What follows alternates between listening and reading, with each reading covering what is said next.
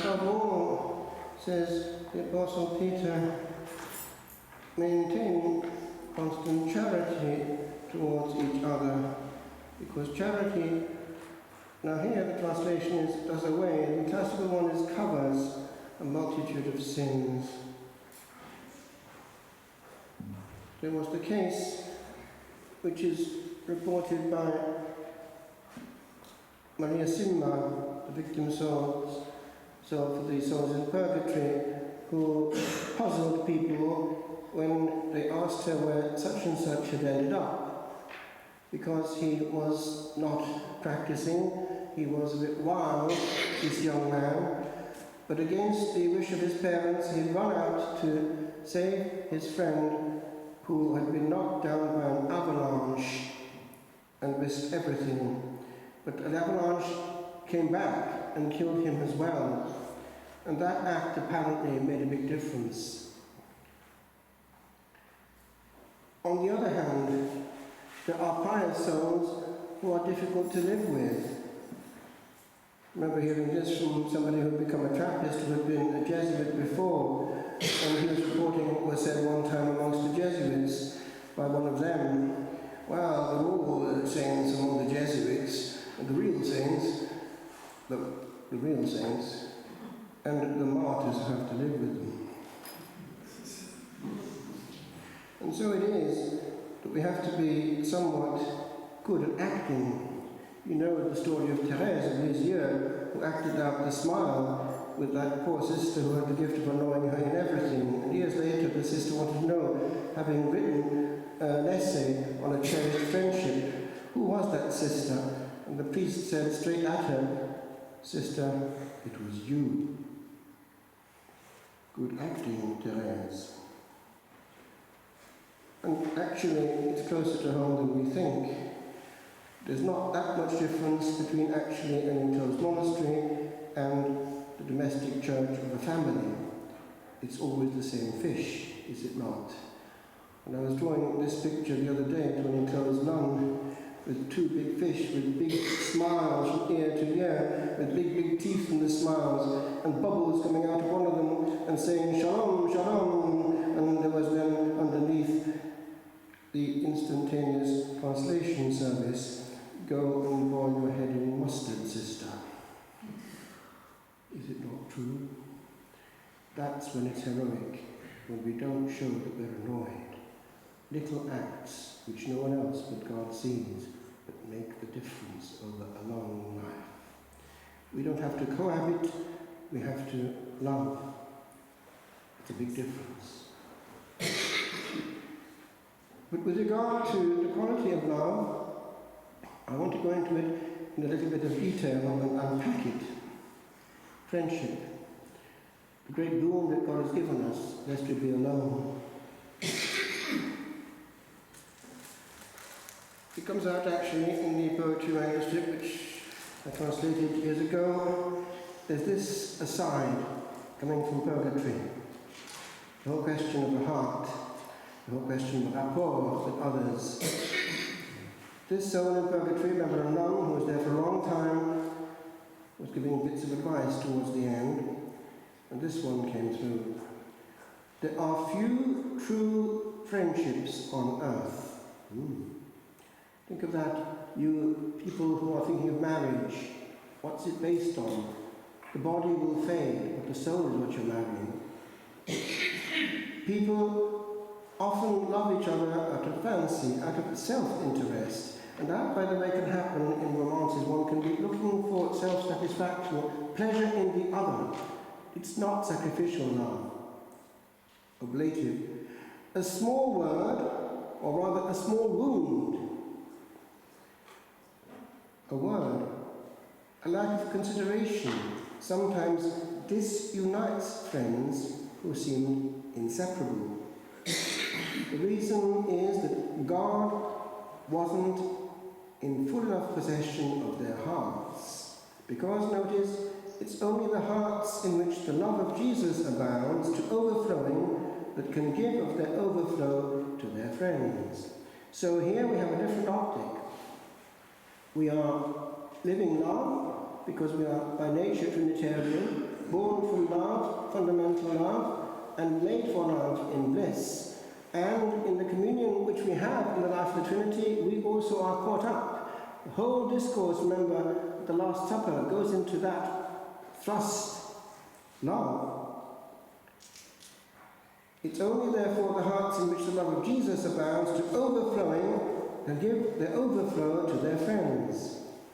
Every friendship which is not thus founded in God is false. It won't last. And the proof is that so many marriages don't last. There's a big difference between a domestic church in which there's prayer going on, where first of all the couple has come together because God has brought them together in answer to prayer, where very much they want to create an atmosphere where Jesus is Lord, and the other, where after a while, quite often, the man is tired at the end of the day and relaxes in front of the goggle box or the computer, and the wife bears it patiently for years and years. She's lost her husband. And there's worse going on now, as you know, because the husband can be into all kinds of strange things if he has a smartphone. It can be virtual adultery. It goes on. But when Jesus possesses a heart, that heart is then able to love and do good to its friends, because in it is to be found the fount of pure, unadulterated friendship. It's a tiny trickling of heaven. All the rest is nature, nothing else. And in this same passage, the nun from Purgatory invites her to look upwards. And on this day, it's a moment to do so. Look upwards. We can still look up to the clouds, and in Ireland, in Meath, often one can see still at night the stars. It's a moment to be before a greater, still, to note our signs. Where are we going? The souls that go on. And every time we look at the clouds, the blue sky in the day, we are doing what the Lord did when he prayed. And the gesture is still there in the canon, in the old rites, looking up to heaven. That power is there. Now, with regard to our relationships, we have a language. That language actually is common to all members of the planet, and always has been. It's also shared in some elements, believe it or not, by higher animals. Some things. Now, I believe that we have a child here, there they are, who's about to be baptized after Holy Mass. So that child only has a few ways of communicating, and the mother has to pick up everything because the child can't yet voice its specific need. So it has one, crying. We all have crying. We all have the language of the tear, and the tear can hold volumes, far more than eloquent words.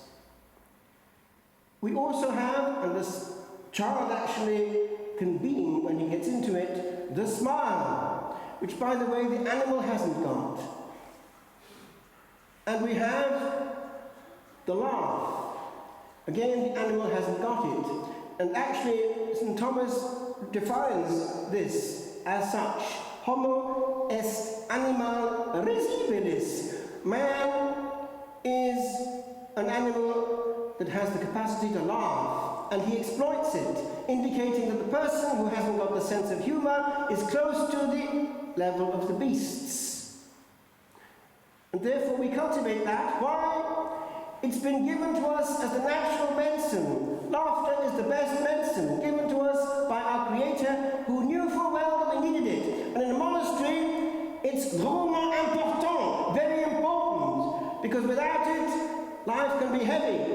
And even without speaking, it can be done. Joy out of tiny, tiny things. You know that I hope the soon-to-be eventually beatified Willie Doyle was known for his wicked sense of humour. One time he was up on the top level of the place where they were in the Jesuit house, and he looked down and talked to them, waved to them down there at the bottom, who were in the common room. Then he was actually dressed in his Jesuit gown, and he did so deliberately. And then the next thing they heard was, "Ah!" And they saw this apparent body coming in a Jesuit gown down from the top level to the floor, and the priest in the common room made the absolution over this dying body, and it was actually a pillow covered with a Jesuit habit. When I was in Aberystwyth, I used to go in and out of the Presbyterian Theological College because I had friends in there, and they would be very strict. And way back, and by tradition, they would be teetotalers, no alcohol ever. Well, some years ago, apparently, there was this mysterious case. This gentleman, one of the future great preachers of Wales, at midnight got some paint and made some perfectly ordered footprints with the paint from the principal's office down the stairs, over the street to the local pub, and then back, but all in zigzag on the way back. The following morning, who done it? And it was the best kept secret for 50 years. Great preachers of Wales. Let's use it, my friends. It's there for the taking. But I go on. What other language have we? Screaming. Remember years ago talking to a person who had been very unhappily married, and she said, because she stayed with him, nevertheless, but she was kind of forced into it in the first place, and she said, "I could have screamed." It's a language that every girl has. And I know a girl who recently was screaming as much as she possibly could because she was being forcefully imprisoned and abused. And praise God, somebody heard it and got there in time, and actually got the police in time. They knocked down the door and she was about to be strangled to death. She was saved because of a scream. It's a very powerful weapon that a woman has. Under torture, unwillingly, people grow and eventually can scream. A language which actually, in some way, we can share also with the whole of the animal creation. They have ways and means of showing pain. These cross all the frontiers, and actually animals too. I was with a girl the other day, and there was a very affectionate animal there, and the animal would come up and put his arms around her and lick her, but it was literally putting his arms around her. And he understood the word hug, and when she said hug, it would come and do it. That is from God, a consolation that we have. It goes actually down to the bottom levels as well. Even birds know our voice, do they not? An answer to them. But I want to go further. The words. We have words, and will be judged on these words, every idle word. Matthew 12:36. Never use the tongue which will receive Jesus as a throne to formulate any sound or word that he will not honor. Indeed, the whole body must be under the lordship of the same Christ. If we receive Jesus, we receive him in our humanity, for he stoops to our humanity in the Blessed Sacrament. Our worship is not just the head, and so the whole body enters into it. Now, a child to be baptized will, I presume, be dressed in white, and on Corpus Christi we will have, on the Sunday, 2 or possibly 3 having their first communion, and they will dress up very specially. But we should always be in special mode when we're meeting the High King. This element of laziness, casualness. In Ireland, actually, do you know that even children who way back did not have shoes on their feet habitually, and that was what it was like in the country in many parts, they had once a week something on their feet and they would dress up for the Lord. We have become lazy in our era of being well-to-do. We dress up for each other, but dressed down for the Lord. It's important, my friends, when it comes to the rights of the Lord, he'd be raised and honoured as King of glory, and that glory is also physical. We give him all, and the best, and only the best. I conclude, my friends, our whole life is worship. We must not change mode after going out of church. We are carrying love, we radiate it. We're carrying joy because we're on the winning side. We radiate it. And above all, we heal. We never cause pain. And if we do, we're kidding ourselves. Our religion is an illusion.